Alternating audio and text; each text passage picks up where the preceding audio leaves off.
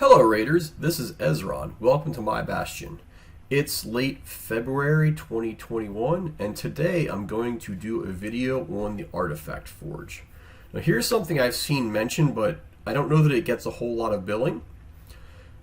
You are capped at 10,000 of the Magisteel items for artifact crafting, and so once you get them, any additional arena fights you do won't end up with you accumulating more resources. You will simply end up with them in dev null and not get anything else. I've now hit that cap, so I'm going to spend some time today crafting a bunch of artifacts and then making some statistics and then showing some results around distribution of rarity, of stars, and all of that kind of stuff.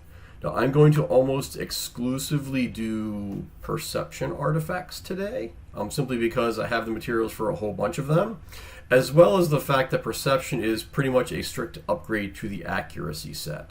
Unless you're trying to make a specific speed tune, say for clan boss, where this extra speed would hurt you, would almost always be better than accuracy. So I'm hoping I can get a lot of materials, or a lot of artifacts, and potentially replace some of my accuracy set items on my various champions with some perception set.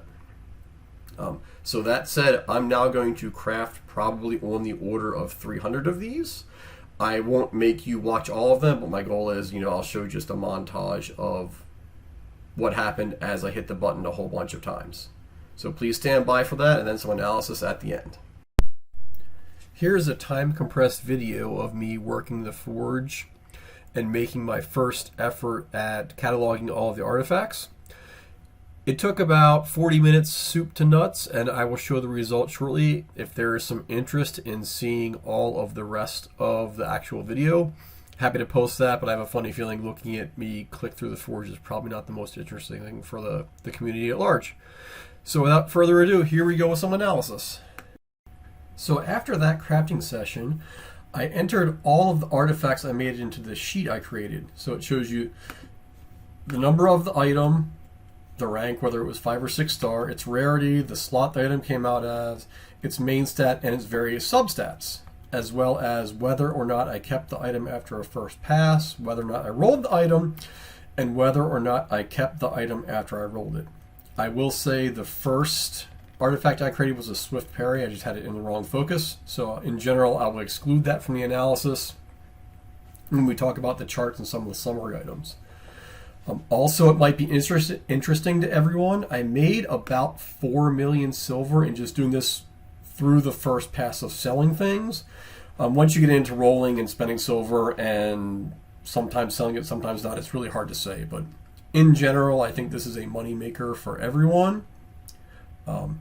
As other potentially interesting factoids, a 5-star rare artifact from the weapon, helmet, or shield with relatively poor substats will sell for about 28,000, compared to a 6-star legendary item with a variety of stats that I never saw anything sell for over 108,000. So that's just the range of things that one might expect out of the artifact crafting sales.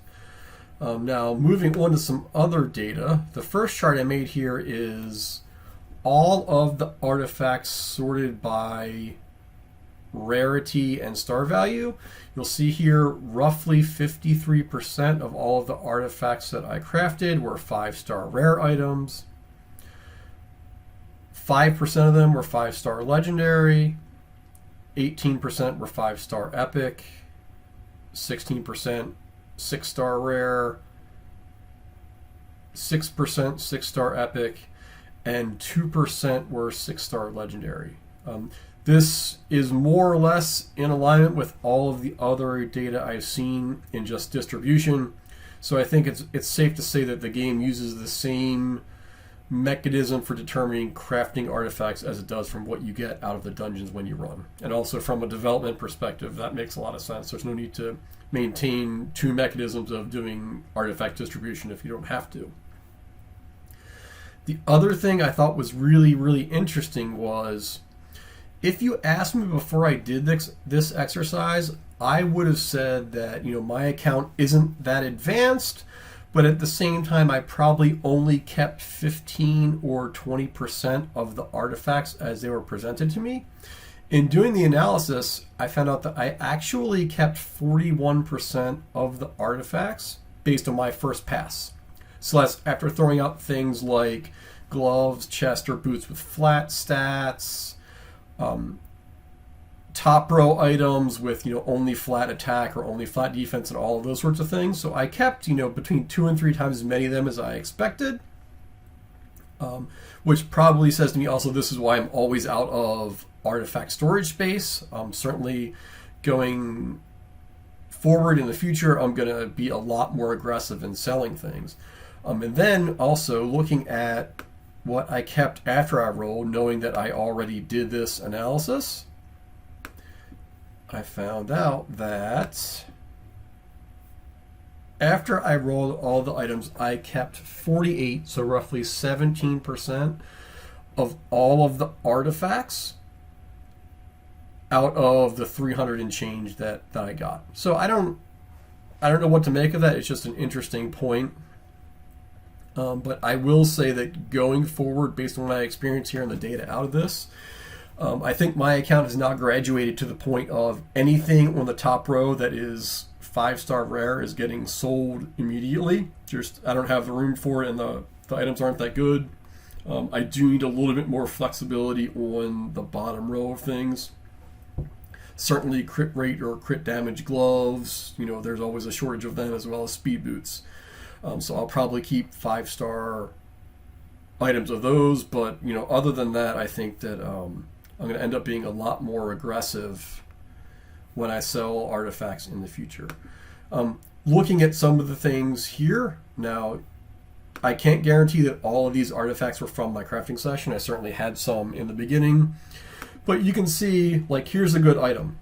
This is I kept with the idea of I would roll it because it does have flat hit points and resistance, neither of which are really super awesome for a lot of the content you need. But it had speed, hit that twice. So at this point, that becomes a reasonable item to put on someone who either needs the speed or might be a debuffer but isn't necessary. A damage dealer, you'll see that here, like, this item hitting twice on accuracy is now really, really good for someone who needs to land debuffs. If I can get it to roll into speed for 12, it becomes a really, really amazing item to go. Compare that to this helmet. Yes, it had flat stat defense, but I kept it because it had speed and crit rate. Hit crit rate once, so this went from a basement item to one that's really not that bad. Compare this to this 6-star rare helm. 20% crit rate, that's really something that you might need. If at the 12 or 16 level that rolls speed, this becomes like an actually nice item to put on someone. So this is just the kind of stuff that I kept in there. You'll see I didn't roll all of these, but this is just the distribution of things that you would expect, as you craft items. I'm hitting a few here so you can see what I've got. Just that seeing how you might use these on all of your champions. Like, here's an important thing. This could be good on clan boss or a non-damage dealing dungeon person. It's got defense for some survivability, especially if you hit speed here or accuracy, it becomes really, really good. Then the crit rate and crit damage are a bonus. If it was an item like this with crit rate, actually I should probably roll this right now. I'll roll it to 8. If it hits twice on flat hit points, it's getting sold. If it hits once or twice on speed, I'll keep it as someone who might get on a damage dealer. Like, I think that's a really good item. So we hit speed once, that's good. This now becomes an item I would probably use. And come on 8, let's see if we can hit speed again. 15 or 16 speed would be really nice here. Well, not so much. So it becomes an okay item. If it hits speed twice, it would have been really, really nice. A few other things, like you'll see items like this. I kept 6-star legendary boots, even though they weren't speed. For someone like a campaign farmer or the slow person on an arena blender team, this could be a really, really good item. It has just enough speed to get them out of the basement, but a lot of attack and a lot of crit rate. So there's a lot of items here that I think that will get some use in my account, and we'll see how that goes as I slot them into everyone and continue to build champions. Going back to the forge where this all started, you'll see that I now have 175 perception artifacts I could craft. Of them, only 37 are 5 or 6 star. My initial motivator for doing this was I maxed out the Magisteel that I had, but I will say the more scarce resources here really are the epic materials that come out of Faction Wars. I'll say I'm not done Faction Wars, so I don't do stage 20 all day every day when it comes to doing my advanced quests. I certainly do some lower dungeon levels, so I probably get more epic materials, I think, than your average endgame content creator. And still, this is the thing that slows down my ability to craft the most.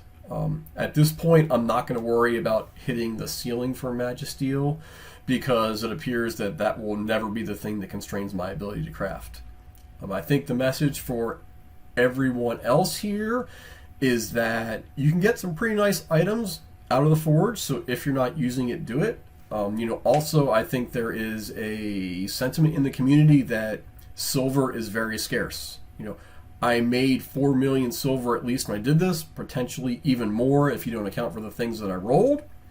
So certainly if your account is in need of silver, I would spend some time here crafting, if for nothing else, to get that, and you might get some nice artifacts out of it. Hopefully you liked this video and you'll subscribe and or send me a like. Also hearing comments on whether or not you'd like to see the same distribution on the other sets would be, good feedback to me, because I have a plan for the next couple of videos, but whether or not that's the same thing that y'all would find interesting is something I'd like to find out. So this is Ezron signing off. I will see you again soon.